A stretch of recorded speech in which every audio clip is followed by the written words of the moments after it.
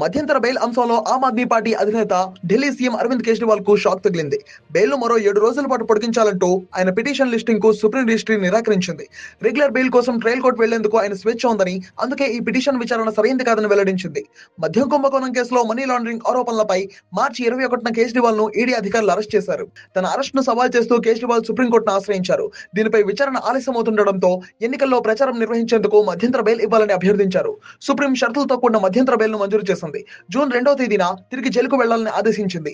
బరువు తగ్గడం, కిడ్నీ సమస్యలకు సంబంధించి వైద్య పరీక్షలు చేయించుకోవడానికి మధ్యంతర బెయిల్ ను మరో 7 రోజుల పాటు పొడిగించాలని కేజ్రీవాల్ ఇటీవలే సుప్రీంను ఆశ్రయించారు. జూన్ 9వ తేదీన జైలుకు వెళ్లి లొంగిపోతా అని పేర్కొన్నారు ఆయన.